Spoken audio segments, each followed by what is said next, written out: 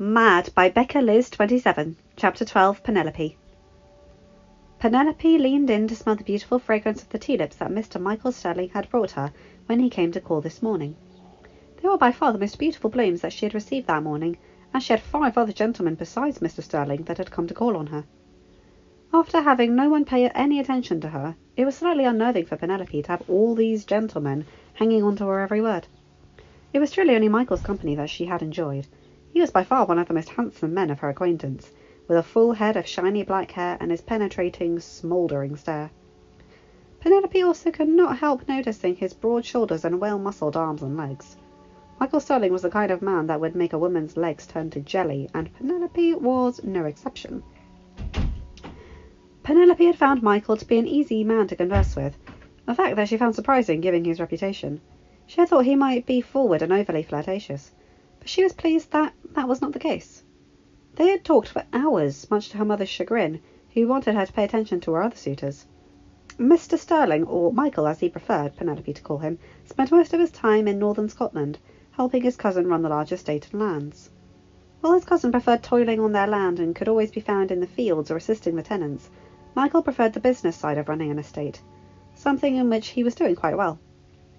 Not wishing to rely simply on the funds that were held within the title and estate, Michael made several wise investments that had ensured the Kilmartin lands were thriving and would be for generations that came after him. When the time came for Michael to say his farewell, he had asked Penelope to promenade with him tomorrow in the park. She had happily accepted and had blushed when he brushed a kiss onto the back of her hand. "Until tomorrow, then, Penelope." After Michael, Eloise and the rest of her suitors had departed, Penelope braced herself for her mother's response. "Well, that was a delightful morning," said Portia, clapping her hands together. "I rather thought you were a lost cause when it came to finding a suitor, Penelope, especially after what Mr. Bridgerton has said about you.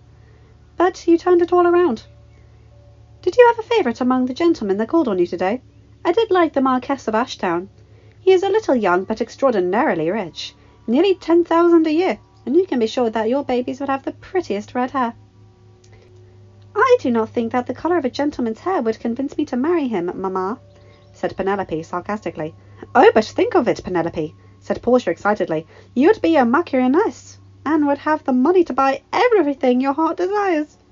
"Not to mention save the family from utter ruin," muttered Prudence. Penelope sighed. "My heart does not desire much," lied Penelope, thinking of Colin, the one man she wanted but could never have.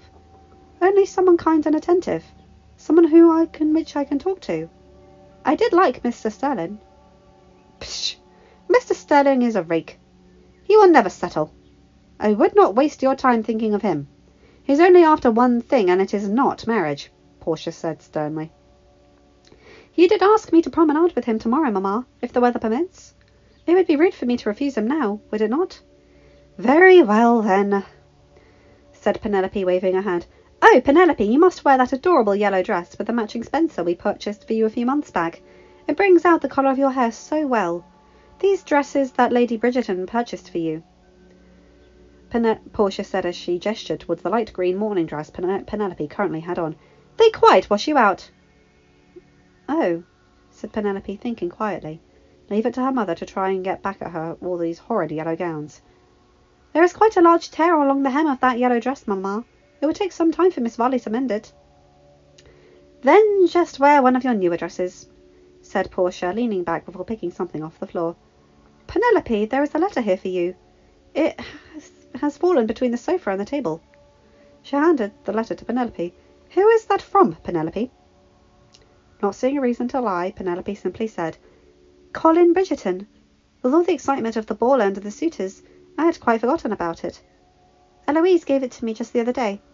She seems to think it was an apology letter of some sort. Mother, I think I will go to my room and rest for a while. I am feeling a little tired." Penelope watched as her mother bestowed a rare smile upon her. "Of course, Penelope, darling. You have had a busy day. Go and take a rest." Penelope nodded and exited the drawing room, and began to climb the stairs, holding Colin's letter tightly in her hand. Once she was in the safety of her room, Penelope went to the window seat overlooking the back garden, and opened Colin's letter in her hands, shaking. "Dearest Penelope, I have been agonizing on how to start this letter. and I feel I must begin with another apology. I am truly sorry, not only for the words that I spoke that horrible night, but also that I spoke them in such a public manner. You may not believe it, but I did not mean those words as they sounded. I wished only to convey that we were friends and did not have a romantic attachment. These last weeks have been a form of torture.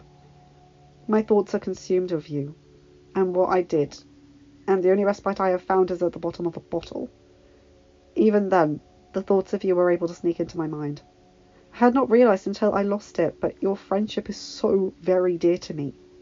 So very dear that I have been trying in vain to find a way for you to forgive me, only to come to a sudden realisation. I do not deserve your forgiveness. I do not deserve your trust or friendship after my actions, and I will not seek them. All I can do is forge ahead and try to be a better man, and hope that, in time, we will come to repair our broken friendship, and perhaps start anew. Be safe, and keep well, my dearest pen. Yours, Colin. Penelope had not realised she was crying until a tear fell down her cheek and landed on the letter. Even before she read the letter, she knew that in her heart she had forgiven Colin. She would always forgive Colin. Folding the letter back up, Penelope walked to her desk and placed the letter in the back of one of the drawers. It was only then that she made the decision that she would not reply to Colin's letter, even though he would always hold a special place in her heart for him. It was time to move on. End of chapter. Hi guys, hope you enjoyed that because I did. Oh boy, okay, so Portia... No, that woman, she's a mixed bag, isn't she? You never know if she's going to insult you or compliment you. It's really quite something. And that lovely letter from Colin.